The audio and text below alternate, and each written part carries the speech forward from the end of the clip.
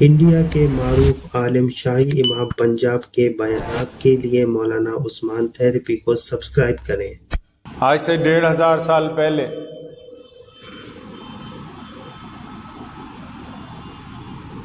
جب بچیوں کو زندہ ہوتے ہی اس لیے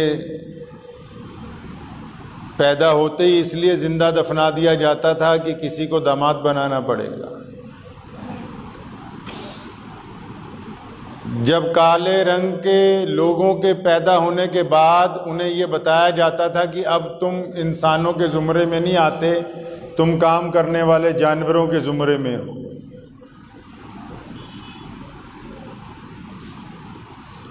جب سرمایہ دار طبقہ غریبوں کے پیروں میں بیڑیاں ڈال کے ان کو اپنا نوکر بنا کے رکھتا تھا،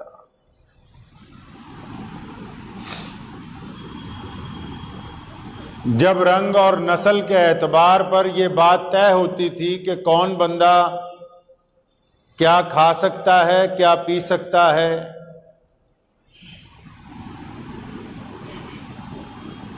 جب خطے کے اوپر حکمرانی کرنے والے بادشاہ اس بات کو طے کرتے تھے کہ محل کے اندر کون رہنے کا اختیار رکھتا ہے اور کسے کھلی چھت کے اندر زندگی گزارنی ہے،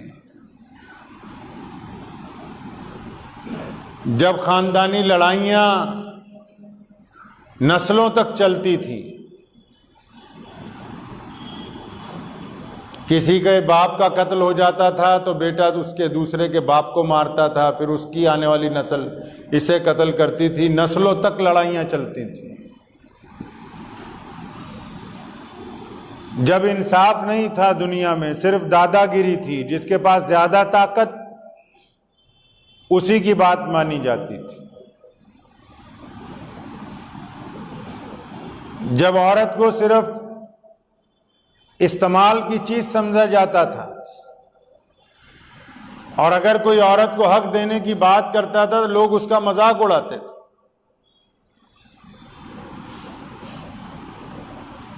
جب اللہ تبارک و تعالیٰ کو لوگ بھول چکے تھے، عبادت گاہوں کے اندر ہر ایک شے کے الگ الگ خدا بنا لیے گئے،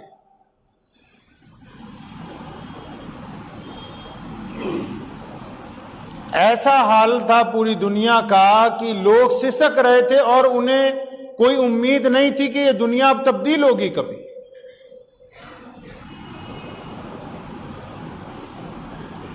بادشاہ کے بچوں کو اگر یہ کھیل اچھا لگتا تھا کہ کچھ لوگوں کی گردن اتاروں میں تڑپتے ہوئے دیکھوں تو روزانہ کئی سو غریب لوگوں کی گردنیں اتار دی جاتی تھی۔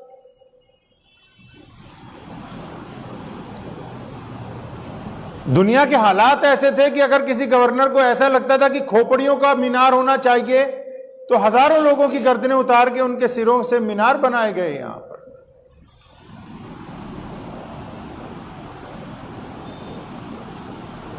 دنیا کو اس بات کا علم ہی نہیں تھا کہ ماں کیا ہوتی ہے، باپ کا احترام کیا ہوتا ہے، رشتوں میں رواداری کس کو کہتے ہیں، عشق اور وفا نام کی کوئی چیز نہیں تھی کائنات میں۔ آپ تاریخ اٹھائیں 1450 سال پہلے کی، عشق اور وفا نام کی کوئی چیز نہیں تھی،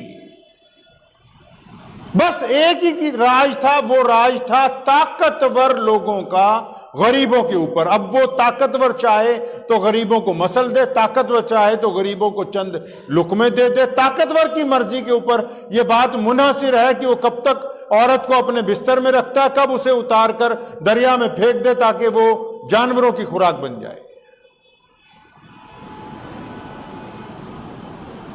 عبادت گاہوں میں رواج تھا کہ یہاں صرف امیر لوگ جائیں گے، غریبوں کو یہ حق نہیں تھا کہ وہ عبادت کر سکے۔ دنیا تڑپ رہی تھی، سسک رہی تھی، صرف عرب میں ہی نہیں، عرب سے لے کے افریقہ تک، افریقہ سے لے کے چائنا تک، چائنا سے لے کے اسپین تک، پھر نئی دنیا جسے آپ امریکہ کہتے ہیں، وہاں تک دنیا سسک رہی تھی چاروں طرف۔ حالات ایسے بدترین ہوئے کہ لوگ بھول گئے کہ اس دنیا میں آدم علیہ السلام نے آ کے رواداری کا پیغام دیا. حالات ایسے خراب ہوئے کہ لوگ بھول گئے کہ عیسیٰ علیہ السلام نے پیار و محبت اور سلوک کی باتیں ہمیں سکھائیں. حالات ایسے خراب ہوئے کہ موسیٰ علیہ السلام کی طرف سے دیا گیا درس اللہ کی محبت سے بھلا دیا گیا. ایسے حالات بدترین ہوئے کہ لوگ بھول گئے کہ یہاں ابراہیم خلیل اللہ آئے ہیں جن کی دوستی کے بل پر اللہ تعالیٰ نے ہمیں بیت اللہ جیسی نعمت عطا فرمائی ہے. ان اللہ تبارک و تعالیٰ کے بڑے بڑے نبیوں کے جانے کے بعد دنیا یکسر بدل گئی. دنیا کے لوگوں کو یاد ہی نہیں رہا کہ یہاں ابراہیم خلیل اللہ بھی آئے تھے, عیسیٰ روح اللہ بھی آئے ہیں یہاں پر. ان کو کوئی بات ہی یاد نہیں رہی کہ نوح علیہ السلام نے کیا کہا, حضرت ادریس علیہ السلام نے کیا کہا, حضرت سلیمان علیہ السلام کس بات کی تعلیم دیتے رہے. سب کچھ بھلا دیا انہوں نے. ایک ہی بات یاد رہ گئی کہ بس جو طاقتور ہیں وہ اپنا راج چلائیں گے, جو غریب ہیں وہ ان کے ماتحت رہیں گے. بس یہی بات تھی. آپ دنیا کی تاریخ اٹھائیں, یہ جو میں باتیں کر رہا ہوں یہ دنیا کے اتہاس کی باتیں کر رہا ہوں. آپ وشو کا اتہاس اٹھائیں, میں ابھی اسلام کی بات نہیں کر رہا ہوں آپ سے. کیسر و کسرا کے حالات پڑھ لیجئے آپ. انہوں نے کس طریقے کے ساتھ انسانوں کے اوپر ظلم اور تشدد کیا ہے. انگلستان کے لوگوں نے یہ جتنے حبشی تھے, جتنے کالے تھے, ان سب کو بیڑیاں پہنا کے اپنے ملکوں میں صدیوں تک ان سے کام کروایا.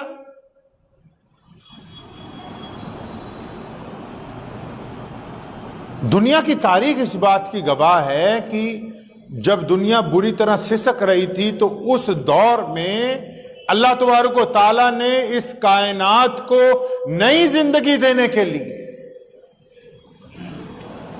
اللہ تعالیٰ نے اس دنیا کو نئی عزتیں عطا کرنے کے لیے, اللہ تعالیٰ نے اس کائنات کو رواداریاں عطا کرنے کے لیے, اللہ تعالیٰ نے اس دنیا میں محبتوں کو عام کرنے کے لیے, اللہ کریم نے اس دنیا کے اندر ظلم و ستم کے خاتمے کے لیے, اللہ تبارک و تعالیٰ نے بڑے اور چھوٹے کے درمیان ظلم کی دیوار گرانے کے لیے, اللہ کریم نے گورے اور کالے کو ایک برابر حق ادا کرنے کے لیے, اور اللہ تبارک و تعالیٰ نے ہر ایک انسان کو ایک میں کھڑا کرنے کے لیے کائنات میں پھر جس ذات کو بھیجا ہے اس ذات کا نام نگامی میرے پیارے نبی حضرت محمد الرسول اللہ صلی اللہ تعالی علیہ وسلم کی ذات گرامی.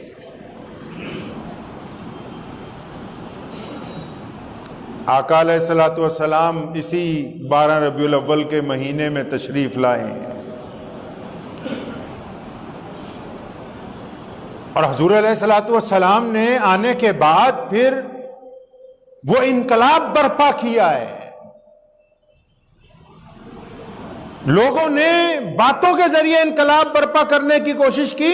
محمد الرسول اللہ صلی اللہ علیہ وسلم کی جو تعلیمات کی ابتدا ہوئی ہیں وہ عملی طور پر ہوئی ہیں, حتیٰ کہ نبوت سے پہلے جتنے مشرکین تھے مکہ کے وہ اس بات کو کہتے تھے کہ ہم نے محمد الرسول اللہ جیسا نوجوان نہیں دیکھا ہے, ہم نے ایسا امین نہیں دیکھا جو لوگوں کی امانتوں کی حفاظت کرتا ہو, ہم نے ایسا صادق نہیں دیکھا جو سچائی اور حق کی بات لوگوں کے درمیان کرتا ہو. ابھی نبوت کا اعلان نہیں ہوا, جبکہ حضور اکرم صلی اللہ علیہ وسلم پیدائشی طور پر نبی ہیں, لیکن ابھی دنیا کے سامنے انکشاف نہیں ہوا ہے. اس کے باوجود اہل مکہ اس بات کو کہنے کے لیے مجبور ہیں کہ ایسی سونی ذات ہم نے اور کوئی دیکھی نہیں ہے.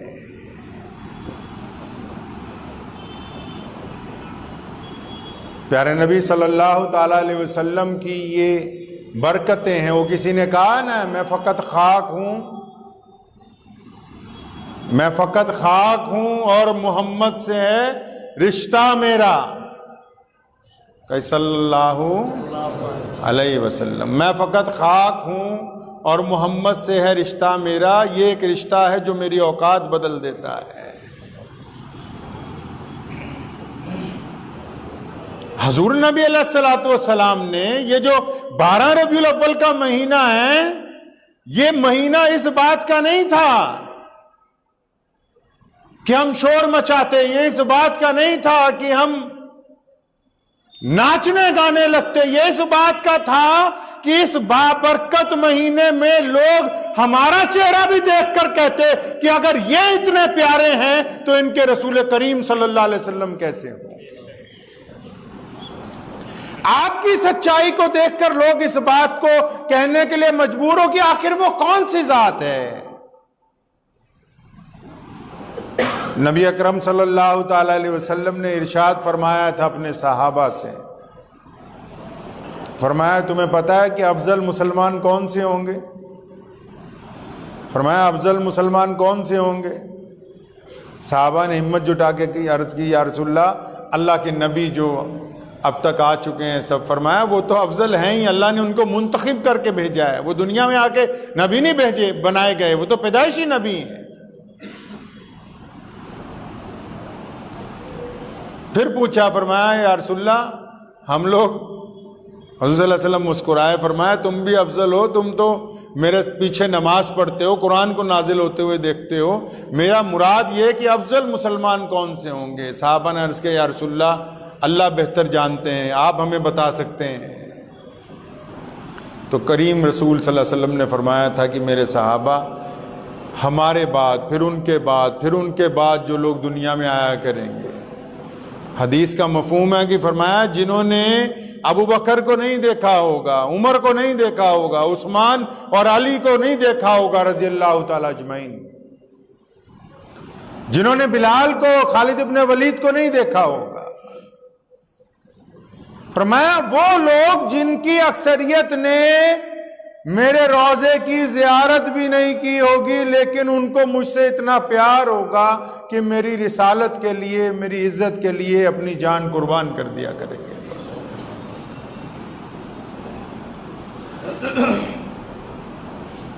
حضور اکرم صلی اللہ تعالی علیہ وسلم نے یہ جو دنیا کی آپ حالت تبدیل دیکھتے ہیں نا آج، یہ محمد الرسول اللہ صلی اللہ علیہ وسلم کا کمال ہے۔ کیا کوئی تصور کر سکتا تھا کہ بلال حبشی رضی اللہ تعالیٰ عنہ جو غلام ابن غلام ہے، جن کا رنگ کالا ہے، ہونٹ موٹے موٹے، کپڑے پھٹے ہوئے ہیں، اور وہ بیت اللہ کی چھت پر کھڑے ہو کے اذان دیں گے، اور ابو بکر جیسے اولو العزم مسلمان، اور عمر فاروق رضی اللہ تعالیٰ عنہ جیسے امیر المومنین، عثمان ذی النورین رضی اللہ تعالیٰ عنہ جیسے دوہرے دماد نبوت، اور علی مرتضیٰ رضی اللہ تعالیٰ عنہ جیسے مولا، اور حضرت عبداللہ ابن زبیر جیسے مفسر قرآن، اور ابو عبیدہ بن جراح رضی اللہ تعالیٰ عنہ جیسے امین الامت، یہ تمام کے تمام لوگ نیچے کھڑے ہوں گے اور بلال بیت اللہ کی چھت پہ کھڑا ہوگا۔ کوئی تصور کر سکتا تھا دنیا میں؟ آج بھی جہاں اسلام نہیں ہے وہاں بھی کوئی تصور نہیں کر سکتا، جہاں اسلام آج بھی نہیں ہے وہاں آج بھی کوئی تصور نہیں کر سکتا۔ یہ خوبی محمد رسول اللہ نے عطا فرمائی ہے کہ ایک اللہ تبارک و تعالیٰ کی عبادت کے ساتھ، علامہ اقبال نے بڑی خوبصورت الفاظ میں اسے بیان کیا، فرمایا آ گیا عین لڑائی میں اگر وقت نماز، قبلہ رو ہو کے زمیں بوس ہوئی قوم حجاز، ایک ہی صف میں کھڑے ہو گئے محمود اور ایاز، نہ کوئی بندہ رہا نہ کوئی بندہ نواز، بندہ صاحب و محتاج و غنی ایک ہوئے، تیرے دربار میں پہنچے تو سبھی ایک ہوئے۔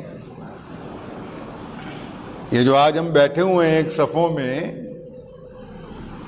یہ محمد الرسول اللہ صلی اللہ علیہ وسلم کی نعمتیں ہیں جو انہوں نے دنیا کو عطا فرمائی ہیں۔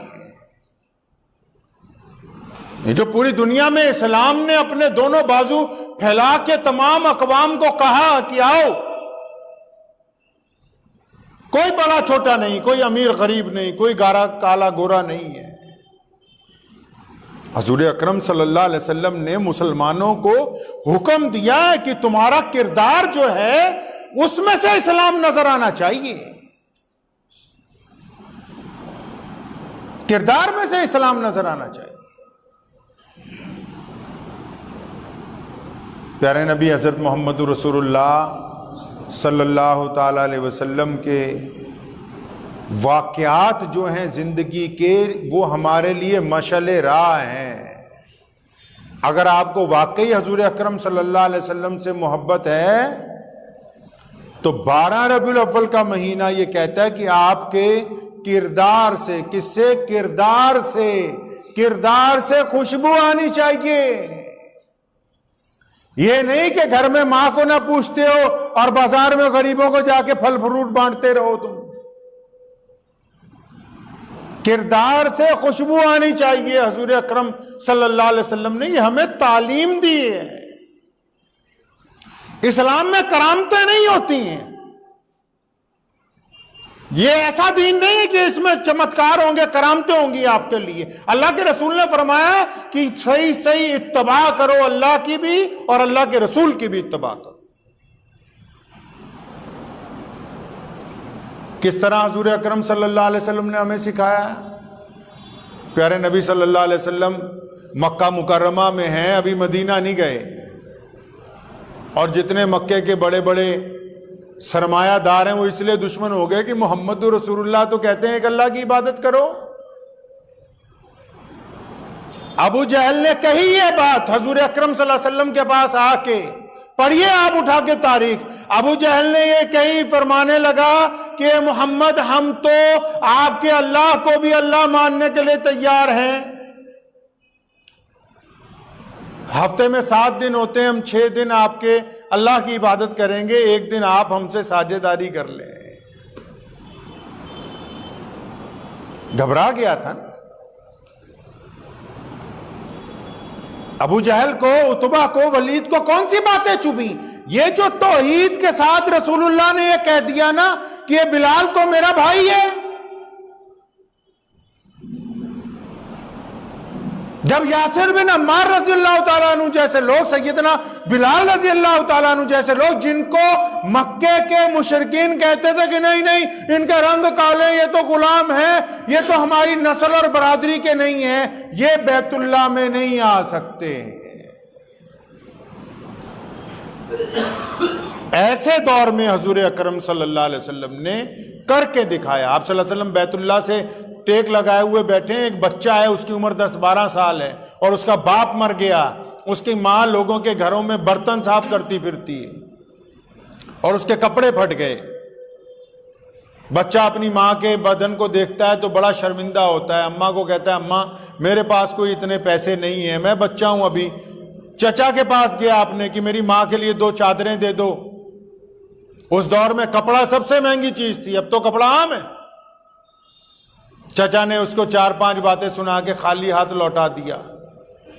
کسی نے مشورہ دیا کہ وہ جو بیت اللہ کے ساتھ روزانہ ٹیک لگا کے بیٹھتے ہیں نا، وہ جن کو لوگ اللہ کا نبی کہتے ہیں، ان کے پاس چلا جا. تو بچہ بڑا سمجھدار تھا، پہلے اپنی ماں کے پاس گیا، کہنے لگا اماں میرے سے تمہارا یہ بدن نہیں دیکھا جاتا، مجھے کسی نے مشورہ دیا ہے کہ وہ جو بیت اللہ کے پاس روزانہ بیٹھتے ہیں، وہ جن کے چہرے پہ نور ہے، میں ان کے پاس چلا جاؤں. تو اماں نے کہا نہیں بیٹا، میں نے سنا ہے کہ اگر کوئی ان سے جا کے مل لے تو وہ اسے اپنا ہی بلا لیتے ہیں، وہ اپنا دین دھرم چھوڑ دیتا ہے. کہ بیٹا یہ بڑا خطرہ ہے. کہنے لگا اماں آپ فکر نہ کرو، میں جا کے پہلے کہہ دوں گا کہ میرے اپنی ضرورت کے لیے آیا ہوں، آپ کا مذہب قبول کرنے نہیں آیا. پھر وہ بچہ حضور اکرم صلی اللہ علیہ وسلم کے پاس پہنچتا ہے. آپ علیہ الصلوۃ والسلام بیت اللہ میں تشریف فرما ہیں اور سلام دعا کے بعد پہلی بات یہ کہتا ہے دیکھو جی میں آیا تو ضرورت سے ہوں، لیکن پہلے آپ کو ایک بات بتا دوں کہ آپ کا مذہب قبول نہیں کروں. جبکہ اس وقت تو مکے میں بڑے بڑے سرمایہ دار موجود ہیں جن کی کروڑوں روپے کی آمدنی ہے. حضور اکرم صلی اللہ علیہ وسلم مسکرائے، فرمایا کوئی بات نہیں، بتاؤ کیا چاہتے ہو. بچے نے عرض کی کہ میری ماں بیوہ ہے، میں یتیم ہوں، اور ہمیں چادر ایک چاہیے اپنی ماں کا کرتا سلوانے کے لیے. تو پیارے رسول صلی اللہ علیہ وسلم نے اپنی رحمت والی چادر اتار کے اس کی گود میں رکھ دی، فرمایا جاؤ لے جاؤ. اب بچہ بڑی خوشی میں اپنے گھر گیا. کہ دین بھی قبول نہیں کرنا پڑا، چادر بھی مل گئی، اتنی قیمتی چادر۔ اب جب جا کے وہ چادر اپنی ماں کو دی، اس کے سر پہ ڈال دی، اڑا دی چادر کو، تو چادر سر پہ آنے کے بعد اس بچے کی ماں رونے لگی، اس بچے کا ہاتھ پکڑا، فرمایا بیٹا لوگ غلط کہتے ہیں، محمد رسول اللہ ہی صرف صحیح ہیں، جو دوسرے کی عزتیں ڈھانپتا ہو اسی کا مذہب اچھا ہے، وہی کائنات میں سچے ہیں۔ بیٹا انہوں نے ہماری عزت ڈھانپ دی تو اس کا مطلب وہ عزتوں والے ہیں، ہم دونوں چل کے اسلام قبول کریں گے۔